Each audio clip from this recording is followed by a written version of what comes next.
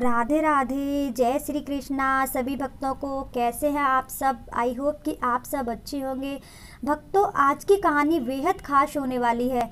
आज हम बताने वाले हैं एक ऐसे कन्या की कहानी जिन्होंने सिर्फ श्री कृष्ण का नाम सुनकर ही अपने जीवन को संवार लिया। भक्तों, शुरू करते हैं। भगवान श्री कृष्ण के असीम भक्त थे श्री हरदास ठाकुर जी। उस समय श्री हरदास ठाकुर जी ने किशोरावस्था को पार कर यौवन अवस्था में प्रवेश किया था। बिनोपाल के जंगल में श्री हरदास ठाकुर जी एक निर्जन स्थान पर अपनी कुटिया में रहते थे। हर दिन माता तुलसी की सेवा करते थे और 3 लाख हरि नाम का जप करते थे। भोजन करने के लिए वह ब्राह्मणों के घर जाते थे। उनका भजन देखकर सब इनका सम्मान करते थे और इसी कारण श्री चैतन्य महाप्रभु जी ने इन्हें संकीर्तन आंदोलन का आचार्य बनाया था। वहीं उसी इलाके में रामचंद्र खान नाम का एक जमींदार भी रहता था। उसे श्री हरदास जी की प्रतिष्ठा देखकर जलन होने लगी थी। वो उनमें दोष ढूंढने लगा था, किंतु जब उसको कोई दोष नहीं मिला तो उसने एक वेश्या को बुलाया ताकि वह उनके द्वारा श्री हरदास ठाकुर के चरित्र को भ्रष्ट करवा सके।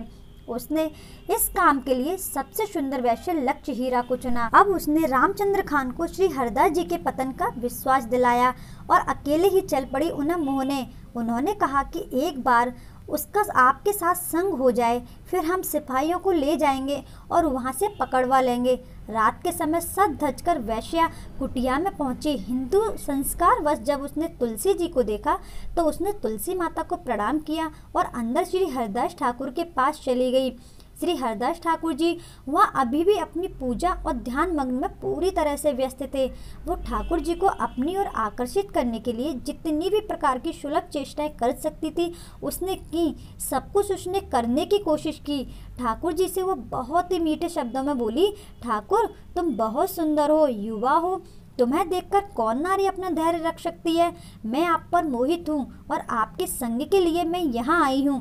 अगर आप मेरी इच्छा पूरी नहीं करते हैं तो मैं आत्महत्या कर लूँगी। ठाकुर जी बोले, मैंने संख्यापूर्ण हरे नाम व्रत शुरू किया है। हे देवी, व्रत होते ही आपकी ये इच्छा अवश्य पूरी करूँगा। वैश्या वहीं बैठ गई और व्रत पूरे होने का इंतजार करने लगी। इधर हरिनाम करते करते कब रात से सुबह हो गई वह वैश्या सोच ही नहीं पाई। वैश्या थोड़ा घबराकर वहां से चली जाती है। वापस आकर उसने रामचंद्र को रात की सारी बातें बताई। अगली रात वैश्या फिर हरिदास जी की कुटिया में पहुंच जाती है। उसने तुलसी जी को फिर से प्रणाम किया और भीतर गई। फिर हरदास जी ने आते देखा कहा, कल मैं तुम्हारी इच्छा पूर्ण नहीं कर पाया, किंतु आप हरिनाम पूर्ण होते ही तुम्हारी इच्छा अवश्य पूर्ण करूँगा। लक्ष्य हीरा इस बार शांत नहीं बैठी तो हरदास जी ने बोला, मैंने 1 महीने में 1 करोड़ हरि नाम लेने का व्रत लिया हुआ है। देवी, बस ये समाप्त हो जाए। समाप्त होने ही वाला है, कल अवश्य ही समाप्त हो जाएगा। आप चिंता न करें, तब मैं निश्चिंत होकर आपका संग करूँगा, आपकी इच्छा पूरी करूँगा। वैश्या लौट गई। तीसरी रात फिर आई। कुटिया के बाहर लगी तुलसी जी को प्रणाम किया और हरदास ठाकुर के पास बैठकर व्रत पूरा होने का इंतजार करने लगी। इतने दिन से हरिनाम सुनते सुनते उसके मन का मैलापन दूर होने लगा। उसे अपने किए पर पश्चाताप होने लगा। सुबह होते ही उसने श्री हरदास ठाकुर के चरणों में गिरकर क्षमा मांगी और रामचंद्र खान की मंशा के बारे में श्री हरदास ठाकुर को सब बता दिया। श्री हरदास ठाकुर बोले, मैं तो उसी दिन से यहाँ से जाने की सोच रहा था जिस दिन आप यहाँ आई थी। मैं जानता था कि आपको मेरे पास किस लिए और क्यों भेजा है। अगर मैं यहाँ से चला जाता तो आपका उद्धार कौन करता। देवी, इसलिए 3 दिन तक मैं यहाँ आपके सामने ही रहा। वैश्या ने अपने कल्याण की प्रार्थना की तो हरदास ठाकुर ने कहा, पाप द्वारा जोड़ा गया धन तुम ब्राह्मणों को दान कर दो। एक कुटिया में निवास कर हरि नाम का जाप करो और तुलसी जी की सेवा करो। इतना कहकर श्री हरदास ठाकुर उस जगह से चले गए। वैश्या ने उनकी सारी आज्ञाओं का पालन किया। सारा धन ब्राह्मणों को दान में दे दिया। मस्तक मुंडन करके एक वस्त्र पहनकर कुटिया में निवास करने लगी। नित्य प्रति वह तुलसी की सेवा करने लगी और हर नाम का जाप करने लगी। श्री हरदास ठाकुर के आशीर्वाद से वह उनकी ही तरह रोज 3 लाख हरि नाम का जाप करने लगी थी।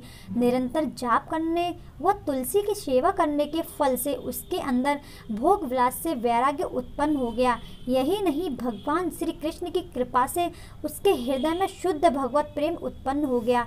अब वह लक्ष्य हीरा इतनी बड़ी वैष्णव बन गई कि बड़े बड़े वैष्णव भी हर नाम चर्चा करने उसके पास आया करते थे। भक्तों, ये होती है हमारे श्री कृष्ण और उनके परम भक्त की कृपा कि जब वो कृपा करें तो संसार की सबसे पतित से पतित आत्माएं भी हर नाम जप से प्रभु को प्राप्त कर ही लेती हैं।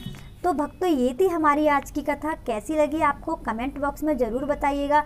मिलते हैं आपसे एक और नई कथा के साथ। तब तक के लिए राधे राधे, जय श्री कृष्णा।